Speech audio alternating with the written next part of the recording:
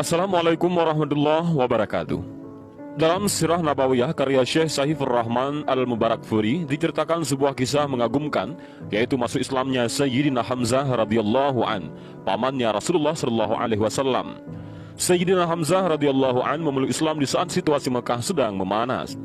Ketika Nabi Muhammad SAW dan para sahabat menderita akibat teror dan penindasan kaum musyrikin Quraisy, Allah Ta'ala mencurahkan seberkas cahaya dengan masuk Islamnya Hamzah bin Abdul Muttalib radhiyallahu an. Beliau dijuluki singanya Allah Azza wa Jalla ataupun Asadullah karena keberaniannya membela agama Islam. Beliau masuk Islam di penghujung tahun ke-6 kenabian, tepatnya bulan Zulhijjah. Adapun sebab keislamannya Sayyidina Hamzah adalah ketika suatu hari Abu Jahal melewati Rasulullah di Bukit Safa. Lalu dia menyakiti dan menganiaya beliau.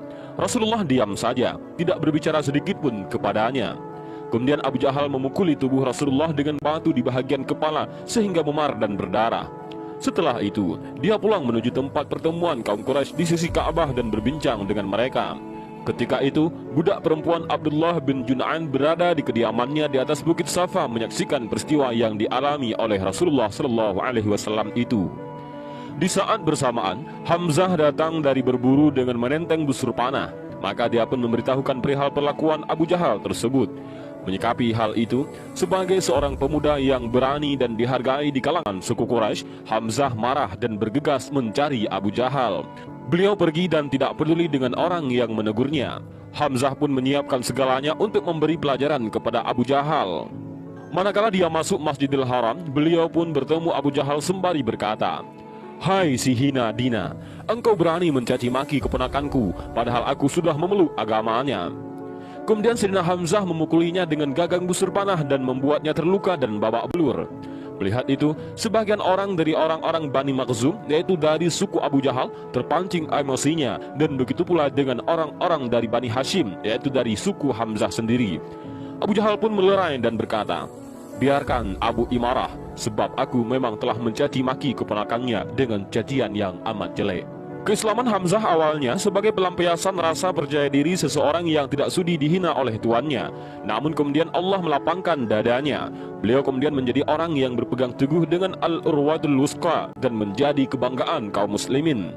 Ketika Hamzah masuk Islam, kaum musyrikin Quraisy mulai mengurangi gangguan mereka terhadap Rasulullah dan para sahabat. Mereka sadar Hamzah akan menjadi pelindung Nabi dan kaum muslimin apabila mereka ganggu. Semua orang mengakui kehebatan Hamzah karena punya ketangkasan bermain pedang, berkuda dan memanah. Tak seorang pun yang berani berhadapan dengan Hamzah termasuk ketika berperang.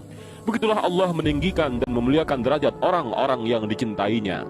Sayyidina Hamzah wafat ketika perang Uhud. Beliau terbunuh oleh tombak Wahsy, seorang budak Jubair bin Mut'im yang diimingi bebas dari budak apabila bisa membunuh Sayyidina Hamzah. Rasulullah SAW ikut sedih ketika mendengar kewafatan Sayyidina Hamzah. Saat perang Uhud, Rasulullah berdiri di hadapan jasad pamannya yang luka parah. Beliau bersabda, "Seandainya saja Safiyah tidak menemukan jasadnya, pasti dia akan meninggalkannya hingga Allah Ta'ala mengumpulkannya di perut binatang buas ataupun burung." Rasulullah juga bersabda, "Penghulu para syuhada pada hari kiamat adalah Hamzah bin Abdul Muttalib." Ketika Sayyidina Hamzah wafat, turunlah ayat Al-Quran di mana Allah Azza wa Jalla berfirman, "Wala tahsabanna alladhina qutilu fi sabilillahi amwata, bal ahya'un 'inda rabbihim yurzaqun." Janganlah kamu mengira bahwa orang-orang yang terbunuh di jalan Allah Azza wa Jalla mati, bahkan mereka hidup di sisi Allah, mereka diberi rezeki. Al-Quran Surah Ali Imran ayat 169. Ibnu Abbas radhiyallahu an berkata, ayat ini turun berkenaan dengan wafatnya Hamzah radhiyallahu an dan para sahabat. Dan demikianlah kisah masuk Islamnya Sayyidina Hamzah yang sangat mengagumkan.